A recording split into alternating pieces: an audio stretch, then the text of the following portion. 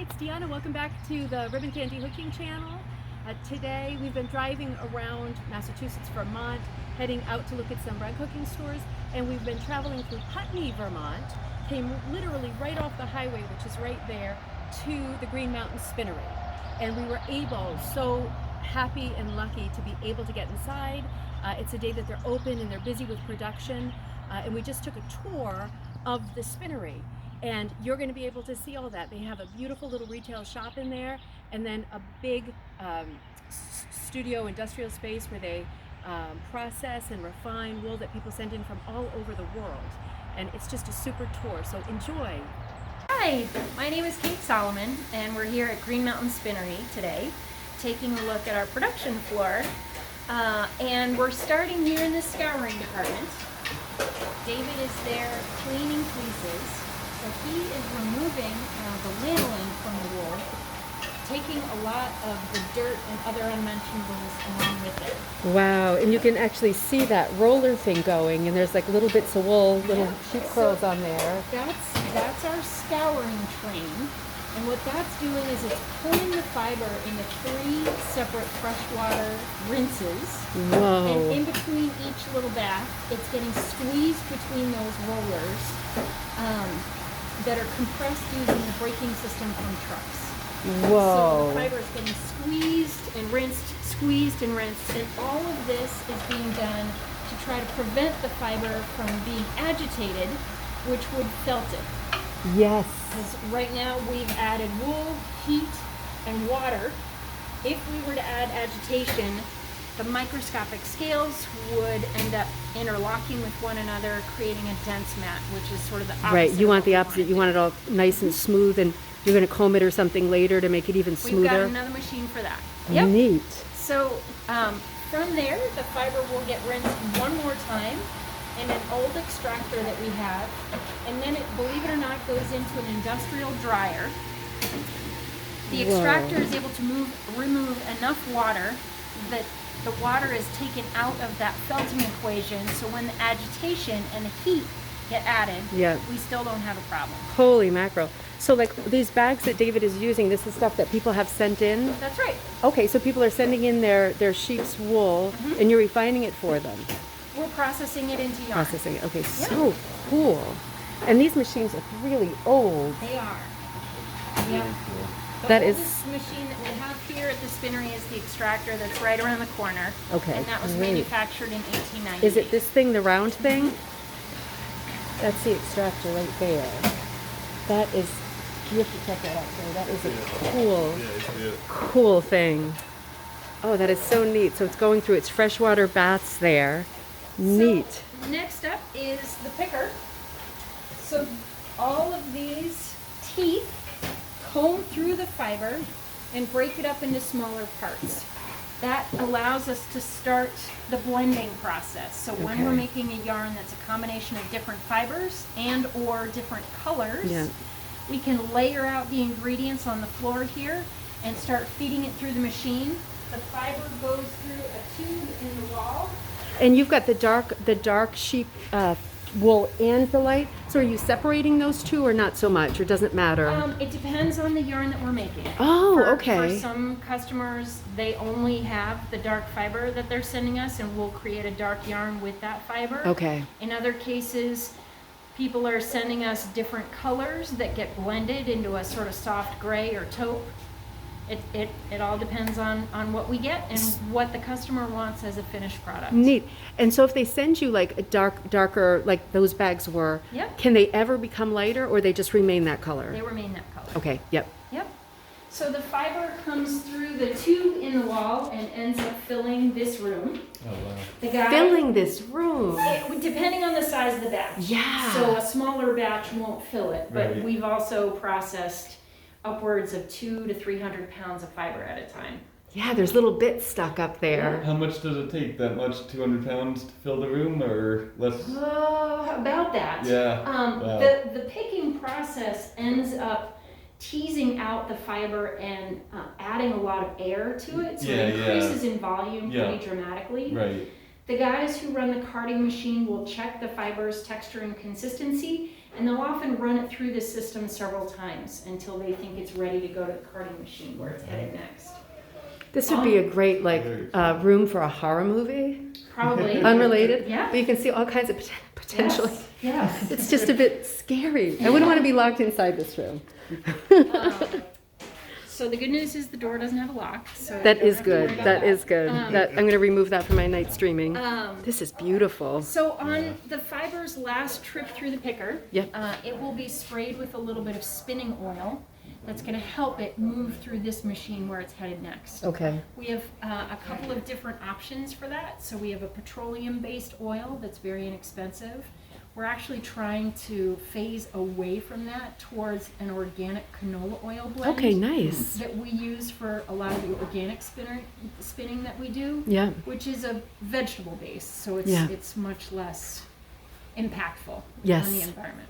That's a huge plus. So this great big beast was assembled from different bits and parts Oh my gosh. Yeah. we found in mills around New England and Canada. Wow. This is like a piece of art, the way it's like assembly art, right? Yep, so the front part of this machine was manufactured in 1951, but the larger rolls back here in front of them Whoa.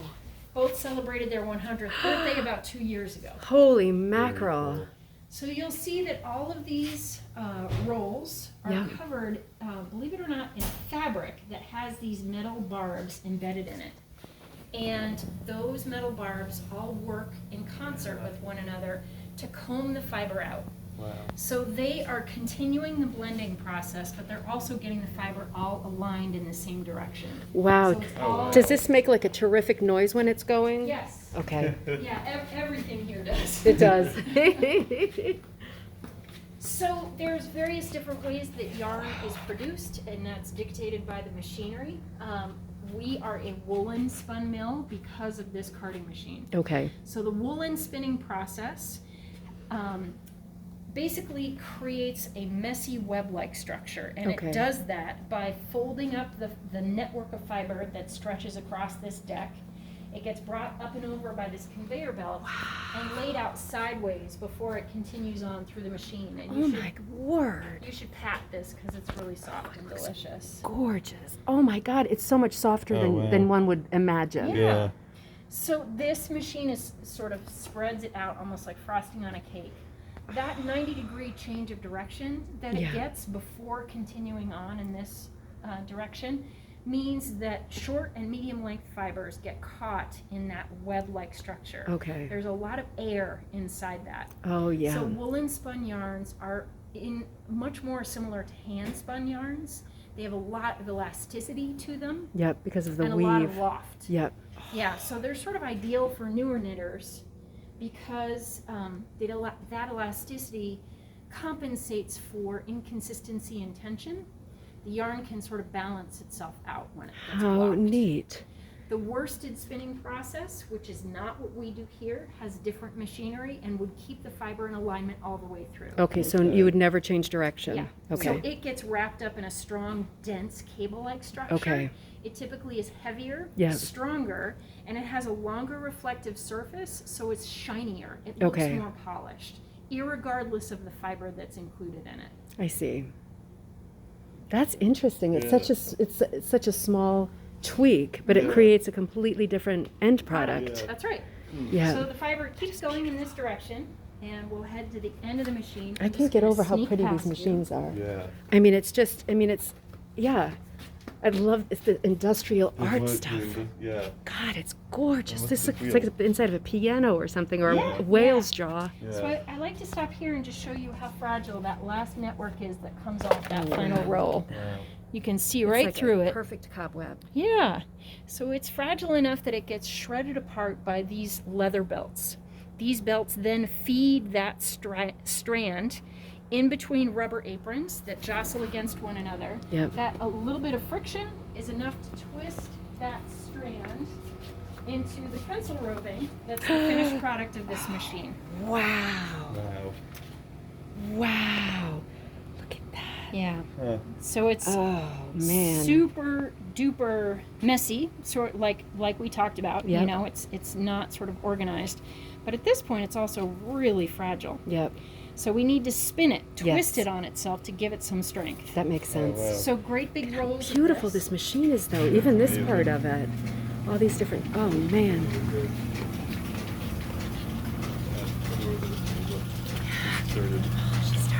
We'll get there, right? So this is our spinning frame. So rolls of the pencil roving are mounted on the machine. They are threaded through this piece, which is what spins. If you give this a gentle tug, you'll see already, having gone through that process, it's much, much stronger. Oh really? Yep, Oh, it really is. Yep. It really is. yep. It's really come into its being here. So it is twisted by the machine, and then it gets sort of that spinning ends up wrapping itself around the bobbin. The bobbins themselves are spun, and they move up and down, allowing this ply to be wound onto I it, see. almost like a spool of thread. Yeah. So it doesn't get all stuck in one place. God. We have the ability to combine multiple strands. So here you see two strands going together Yeah. to form a single ply. So this creates a range of of fingering weight all the way up to a bulky weight. This could be as many as 6 strands being twisted together my into a single gosh. ply by that machine. Wow. So would this one be considered like a worsted Yep. or this? Okay. Yep. Okay, great. And then these are like more like a DK kind of weight? I would say fingering, sport, or heavy fingering. Yeah. DK, worsted, bulky. Every choice, right? Yep. Every choice is possible. Yep. That's amazing. So once the bobbins are full, we bring them around the corner and put them into a steam box, and we steam them for about an hour and a half. And that heat and moisture sets the twist. So all the energy that the machine put into the fiber almost gets memorized by it. Oh my Sort of like gosh. when we curl or blow dry our hair. Yeah. I guess not blow dry because that's dry heat, but you There sort of is get the some idea. memory. Yeah. Yeah. There is memory with curls and So if we are creating a plied yarn, Yep. a yarn that has a visible twist to it, Yep. those steamed bobbins are brought behind you, so we'll back up a little bit, over to our plying machine. Look I at this can thing. show you an Yeah. example here Look at this thing. of a yarn. If we untwist this just a little bit, Yeah. we can see the 2 plies Yes. that were twisted together to create this yarn. Yep. So those That is- steamed bobbins are mounted on top of this machine. They're then spun in the opposite direction around fresh bobbins that would need to be steamed for another hour and a half. Now, That change of direction balances out the energy that's put into the fiber. is like magical. Now this is so precise, and you've been doing this for years. So is the process that you do here different than the process that somebody else would do? Is it like yours is different, or it's usually the same kind of thing? Yeah. So okay. so the machinery might be slightly different. Yeah. But it will all effectively sort of Get you from serve point the A. same role. Yeah. Okay. So when yarn is made, most of these steps need to happen. Yep. Again, there's different machinery involved based on, like, there were some changes Yeah. in terms of the evolution of mechanics. Yes. And so it's quite possible that other mills have slightly different versions of these machines. Okay. So there's like mule drafting that has a different kind of machinery that originally had mules sort of like pulling the yarn back and forth. Wow. That ended up becoming mechanized, and so that creates a similar yarn, but it's a different machinery that's being used. But roughly the same stages all need to Okay. It happen. needs to happen in that order and that way. Yeah. Yep. Yeah. It's just. I mean, it's so magical in here. Everything is so. I mean, this is like. It's awesome. It is. It's like the epitome of old-fashioned awesomeness. Even the old antique store spools are all over the place. Look at these Yeah. things. Oh So my these God. are our carts that go into the steam box. Here's one of our bobbins. Oh, that is gorgeous. So this is going to become a 2-strand DK. So this is a single ply that has come off the spinning frame Okay. that will then need to be plied on our plying. Okay. It's not getting plied. Oh, it's not? No. Never mind. Getting as a 2-strand and it's gonna get honed up. So Oh, that okay. one is all set, but it could, in theory, Yes, yes. depending on what was next. Yep, and so Tracy there is working with our scanning machine. So that's the machine that pulls the fiber off the bobbins, Yep. allowing us to reuse them. and it winds them off, so the machine can wind as many as 12 at a time. Wow. And there's a counter, so as it spins, it's keeping track of how many yards are being wound off onto it. So we can create 12 identical skeins. Amazing. Looks so complicated, doesn't it? But it's really a bunch of eyes, like, you know, onto a Like a board sewing up there. machine, It's yeah. just, yeah. Yeah. Now, is there often, this runs like machinery, obviously. You don't often have problems with machinery and stuff because you have so many old parts here. We always have problems with Do machinery. you? Sure, yeah, because they're old and they 'Cause, break yeah. down all the time. Yeah. Luckily, because they're all mechanical, they can be repaired with parts and belts and gears Yeah. from other machines. That's, yeah. So these specific machines have not been manufactured in some cases for decades. Right. Yeah. But you know, But a they're not tractor computers, part so- or an elevator belt Okay. Oh my gosh. will If that's- work. Yeah. Oh my Yeah, that makes gosh. sense. Yeah, What so a it's neat sort of a matter solution. of finding a jigsaw puzzle piece Yeah. that will fit. Yeah. And it may be a different color or a different design, Yeah. but it will fill the hole. Right. Oh, wow. It has like a patchwork quality. Everything, Yes. all the machines have a Yes, patchwork quality. Yes, absolutely. So neat. These are beautiful hanging above you. So Yeah. these are skeins of our yarn that we make for our retail customers. Yep. Typically when we get yarn for our customers ready, we wash the skeins one final time Okay. to remove that coating of spinning oil that we added to the fiber that allowed it to get through Yes. the card. Yep. Either the petroleum or the Or the vegetable type canola oil, canola Yep, oil. Yep. exactly. So these guys have been soaked in hot water with a little bit of eucalyptin, which is a Yeah. no-rinse soap that adds a little bit of lanolin back into the fiber. It's great stuff. And that allows the yarn to sort of relax and fluff up, and Yeah. it gets it much closer to the gauge of your finished knitted garment than it would be when it was still sort of tightly coated Yeah. with the spinning oil. Right. It's beautiful. It's a beautiful color too for fall. Yeah. Yeah. That's going to be a nice one when it's out. Now, if someone were to send in wool to undergo this entire process and have you send back any weight of yarn, you have the possibility of coloring it too, of dyeing it, or you We always don't send do back? any dyeing here. Okay, so you send it back and then they would color it themselves if they Yep. wanted to. Yep. That's great. Yep. That is so in neat. some cases, so for yarns that we make, for example, this yarn, we're actually blending bale dyed wool in the carding process. Mhm. So the wool is dyed before. Okay. It's done ahead of time. I see. And so there are some custom customers that we do that with. So they Oh. send us dyed fiber and we create the yarn for them that blends wow. Oh my it. And gosh. it typically creates sort of a tweedy look. Oh, how nice. Yeah, it's really beautiful. But more often than not, we're working for our custom customers with undyed natural fibers, and Okay. it goes back to them in the same color. That it came. Yeah, Yep. we don't do any dyeing here. Okay. Yeah, this is a tremendous service. I mean, for people that have sheep and want yarn, this is amazing. Mm-hmm. And it's so interesting to learn the process of it. Yeah. It's so much, right? So much goes into it. Yep. It must have taken you a long time to learn the ins and outs of all these machines. Yeah. Well, and I still find surprises. Yeah. every day. Yeah. Yeah. It's good to find surprises. And then you've got a little retail area over here. That's right. Should we have a peek in there? Sure. This is beautiful. This is what brought me in first, was all these beautiful sweaters and things. You've got some patterns over here and some of your yarns. So these are on your website too. That's right. Yeah. Yeah, this is just a beautiful spot. This is Putney, Vermont. See all the gorgeous stuff they're making, and then just knitter's paradise, or in our case, rug hooker's paradise. Now, is this what you'd call the Donegal, or is this a tweed kind of yarn? So that's a sort of unusual animal.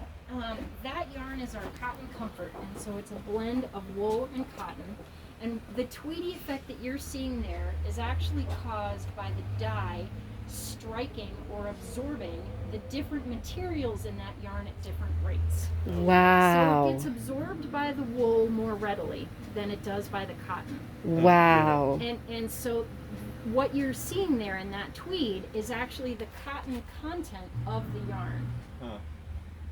But you'll see that in some of the other colors that we have, the striking happens almost at the same time. And Okay. so all of the dyes Depends on are the dye. created with different chemicals, and Right. so they react with the wool and cotton a little bit differently.